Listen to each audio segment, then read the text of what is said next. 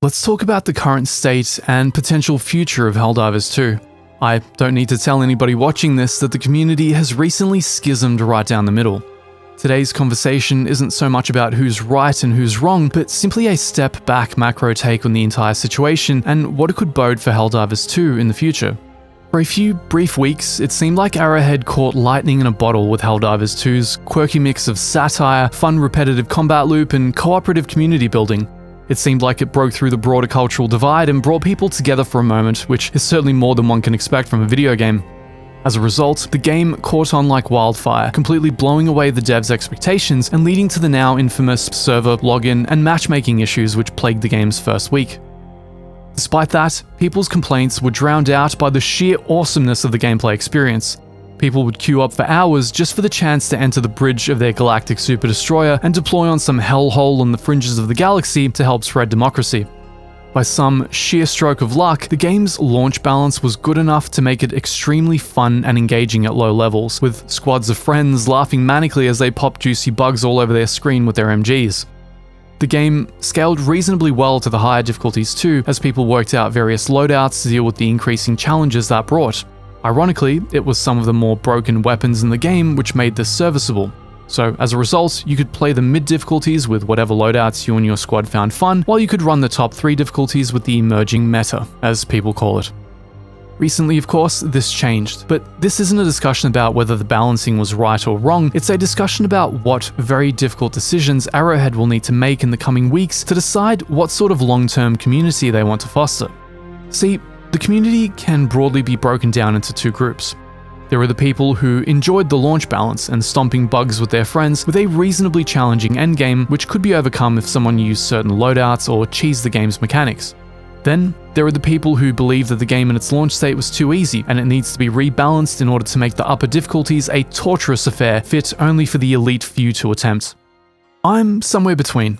As someone who played 90s tournament shooters in their heyday, I recall 1 month of training just to learn the movement and routes and tribes, much less how much longer it took to spin fuse to someone in midair as you're both traveling 400 kph. Not to mention sub-specializing in light flag capture, medium engagement, or heavy base defense or artillery support roles.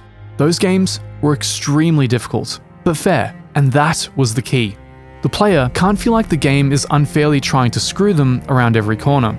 In Helldivers 1, I can easily see how the developers could have catered solely to the hardcore community. It was a narrowly focused tactical horde shooter with a tight-knit community of mostly diehards. Yet, come Helldivers 2, their intention was to create a persistent live service game, which means cultivating a much broader community base and keeping them engaged far longer. Their launch clearly knocked this out of the park, pulling in people who'd never even heard of the Helldivers series for the prior decade. So now that they're sitting on this powder keg of players, they essentially have to work out internally who they want this game to appeal to. If they make it progressively more hardcore and reliant upon perfect squad plays, they'll naturally alienate an increasing portion of the player base. Most people can't exactly conjure up a squad of 3 other people at will, all of whom have had time to keep up with the current meta strategies and loadouts for each race and mission type so that they have a chance at difficulty 7 and above. And herein lies the issue. Certain things like super samples are locked off to those difficulties, so it means that even your casual players are forced into trying their hand there eventually, even if they otherwise don't want to. Currently, the game exists in a sort of no man's land, where neither side feels adequately represented enough to be happy. Arrowhead have to tweak their difficulty levels to segregate these player bases while still keeping them united in spirit. This means no cheese tactics or broken meta in high difficulties, while at the same time not making players get stomped by endless reinforcement loops on mid difficulties. Going back to my tribes analogy, people are okay with games being hard, so long as they're fair. We've seen this with the recent explosion in the Souls-like genre. And this is where I'll give you my take, as both an entrepreneur understanding the company's ongoing issues and desire to scale, while being an avid player of the game at the same time. I profoundly don't believe the current key issues with Helldivers 2 are to do with any sort of weapon balancing or meta.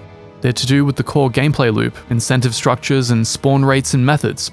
What do I mean? Well, let's analyze your typical difficulty 9 Helldive. I've done several of these successfully, and after it, I went back to almost exclusively cruising at difficulty 7. Why? Because the higher the game scales, the progressively less fun it becomes. Now, this isn't to do with your weapons suddenly becoming ineffective. No, the enemy health pools and your damage don't scale inversely as the difficulty rises. It's because of gameplay incentives. Let's break it down from first principles. Helldivers 2 is a tactical co-op horde shooter which occasionally spawns heavy units that use quasi-puzzle rock scissors paper mechanics in order to take out. That's cool, that's the basis for a great gameplay loop.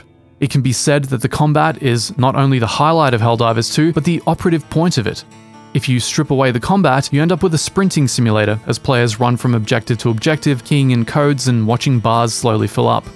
The issue with the highest difficulties is that they mandate avoiding combat, which I reiterate is the most fun aspect of the game. Your goal in the highest difficulties is to avoid patrols religiously, and if you absolutely must assault a position, to shut it down before reinforcements are summoned. Now, this is absolutely fine for a squad-based tactical stealth game, but the problem is that Helldivers stealth mechanics aren't robust enough to support this. What do I mean?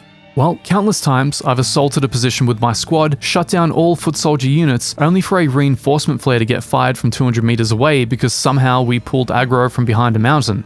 Combined with that the game currently pops in patrols almost randomly, often on top of squads, and you have a recipe for frustration.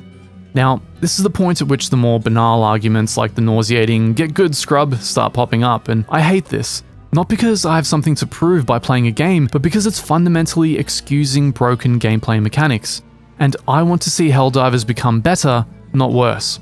There is nothing that kills a suspension of disbelief more than looking down your scope at the battlefield to see a squad literally pop in out of thin air. Not out of a dropship, not out of a bug breach, but literally just the game world "f*** you" to the player.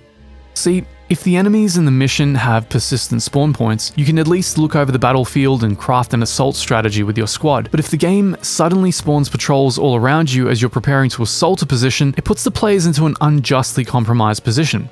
This, in and of itself, might still be manageable if it wasn't for what comes next. Once players pull aggro, it begins a massive reinforcement loop, as aggro is pulled from all over the map and units are dropped on top of them. Now, this also would be manageable if the current spawn rates didn't cause several heavy units to be spawned on that squad simultaneously. The current state of the game limits stratagem use. There are often long cooldowns and severe modifiers on difficulty 9 missions. You may be fighting with one stratagem slot locked off. Your cooldowns may take twice as long. Your call-ins may take twice as long. Hell, it might even scramble the code so you're having to enter the code half a dozen times before it pulls the correct stratagem. Add on top of this, the recent environmental modifiers might be causing asteroids to land all around the team, all of which are capable of one-shotting anything.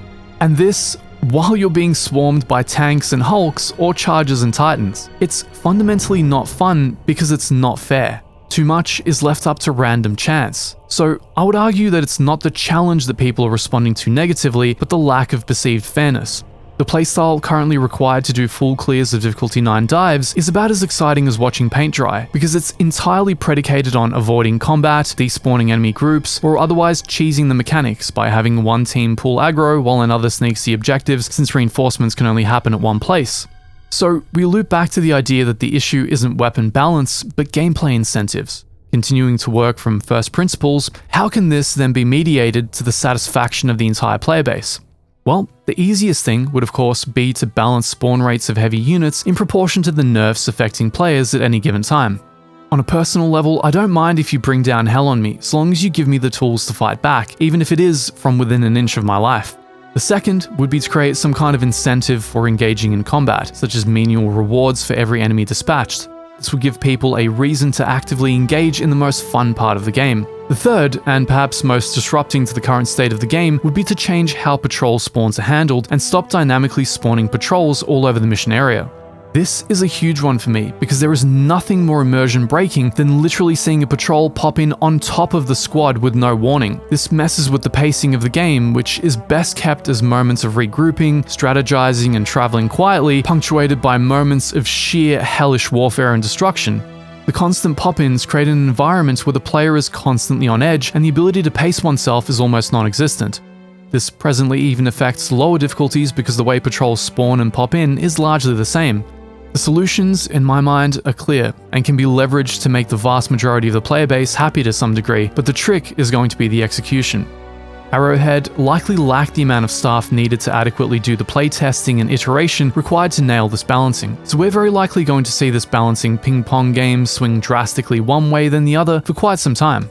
I have no doubt that this is still going to prompt an avalanche of "just get good" or "go back to playing Warframe" comments, but I really hope to have a healthier, more nuanced conversation about how this game can placate its player base and retain them for the long haul.